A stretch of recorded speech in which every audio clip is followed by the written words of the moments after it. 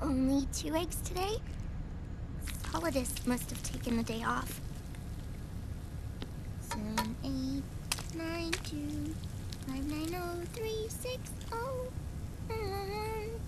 3, 3, 0, 5, 3, 0, 5, 4, 8, 8, 2, 4, 4, 6, 6, 5, 2.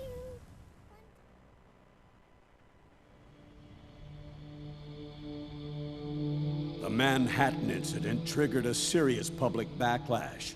Now the U.S. has to think twice before intervening militarily in other countries' affairs. This has fueled a push towards military privatization, with PMCs at the heart of that movement. PMCs? Private military companies? That's right. PMCs have no basis in nations or ideologies.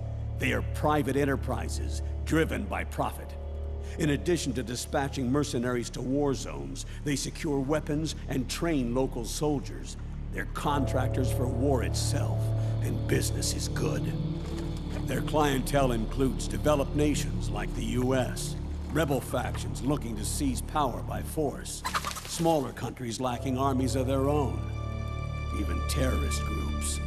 They're in the Americas, Asia, the South Pacific, Europe, Africa, the Middle East.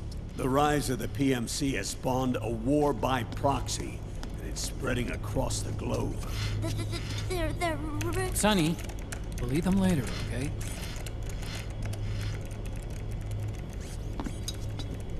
Every age has its mercenary. These PMCs are nothing new. We've been dealing with them since before the turn of the century. No, Snake. They're nothing like the mercenaries of the past.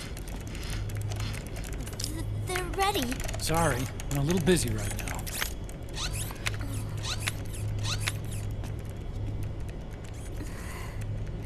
The Pentagon's new battlefield control system has produced a decisive difference between hired guns and the PMCs of today.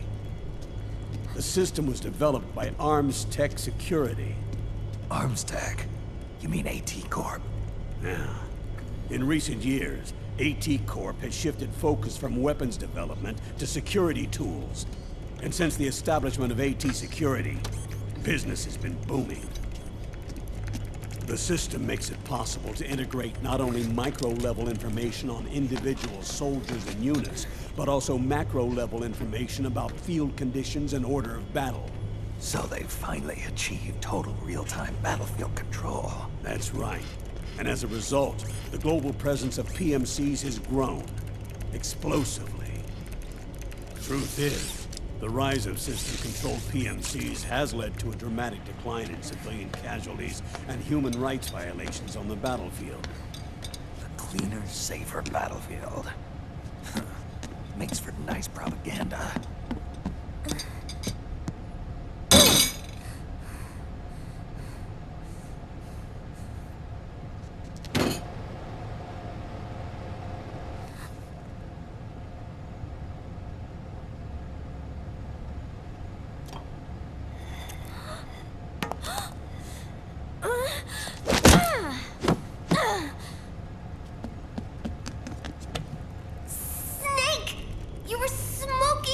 Weren't you? This is a non-smoking flight!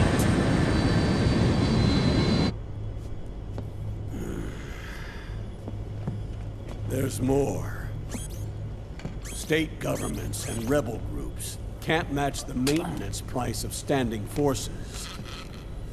PMCs, by comparison, are reliable, easy to use. It wasn't long before everybody had them on the payroll.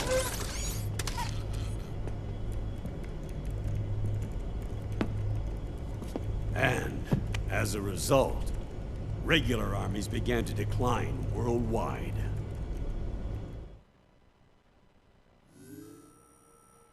It's hard to believe, I know, but PMCs are beginning to overtake conventional armies in terms of scale. Nowadays, it's the PMCs who serve as standard battalions. They already make up 60% of all combatant forces in zones of conflict. 60%? The fact is, the world now depends largely on PMCs for waging its wars. I thought it was the UN that authorized the PMCs in the first place. The U.S. abstained from voting on that resolution. In effect, Washington was endorsing PMCs without ever revealing its true intentions. Until they got wind of the uprising, that is. The US has exported too much military power, and now she's paying the price. That's exactly it. America has now turned war into a form of economic activity.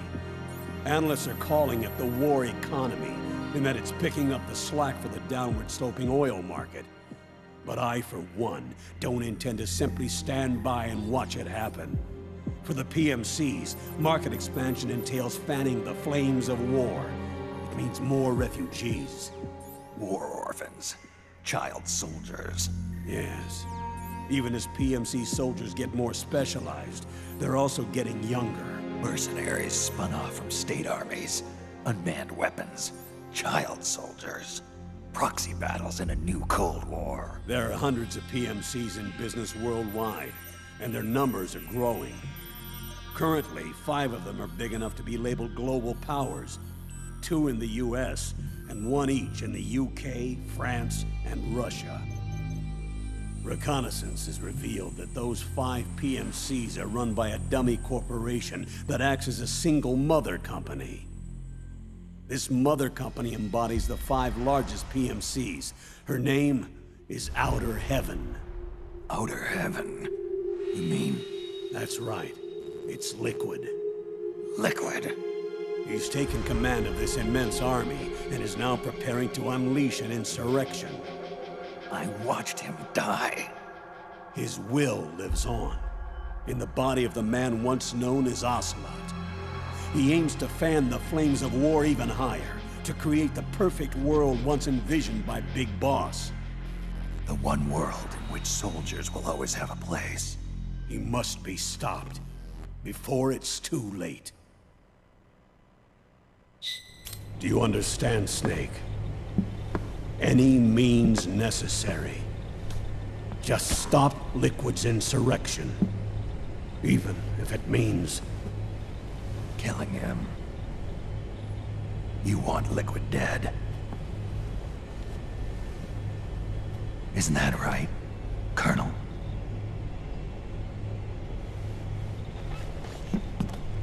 I'm sorry. I know. This isn't justice. It's a covert assignment. A hired hit.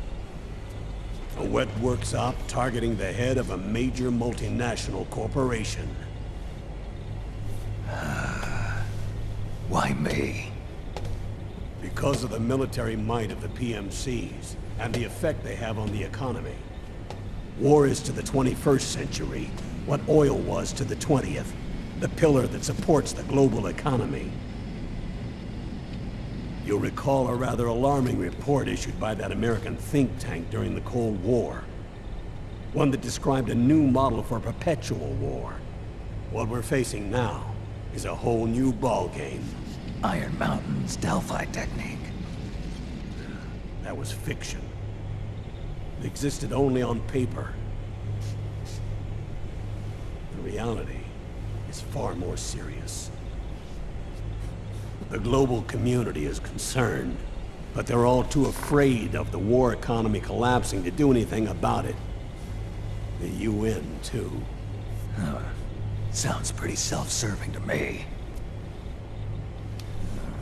Snake. This mission isn't an order from Washington. Not like the old days. And it's not something the UN can officially sanction either. But we can't just look the other way, while Liquid plots this insurrection. If we fail to act, he'll become the greatest threat the world has ever faced. Snake.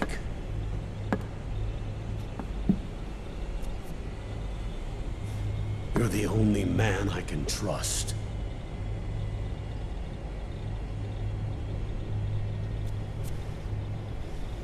Fine. Let's hear it.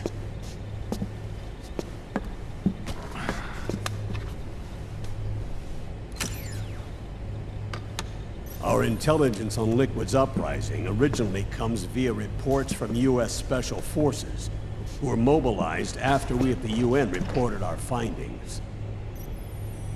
They're tracking Liquid's movements. About 18 hours ago, he was spotted in the Middle East. There's a rebel army in the Middle East, made up of ethnic minorities, waging civil war against the regime in power. The core of that regime's army is provided by one of the PMCs under Liquid's control. What about the rebels? The local militias have hired small numbers of operators as trainers and field commanders. And of course, they've got help from the local PMCs. Right. A proxy war between hired guns.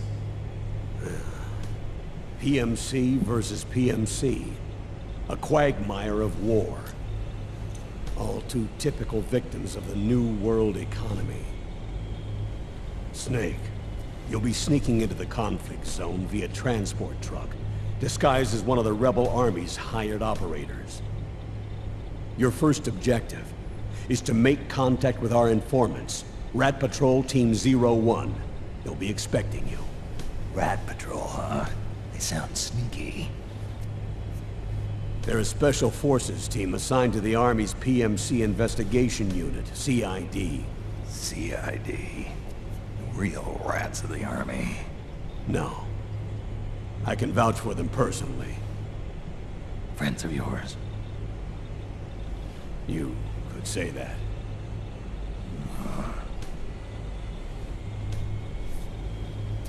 Transportation to the area will be provided under cover of a UN humanitarian aid mission, with support from the US military.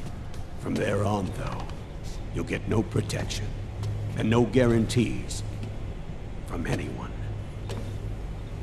And you must not leave behind any evidence of your involvement in the area, let alone that of the UN.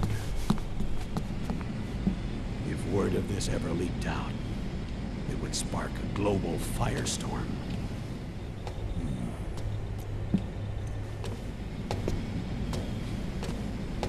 Snake.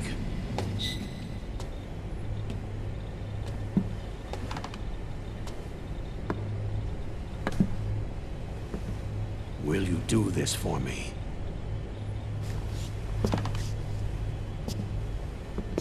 Will you terminate Liquid?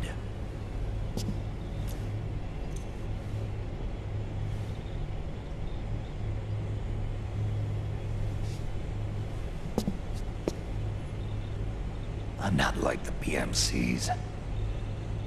I don't need your money. Thank you. But if you're going to spark something, spark this.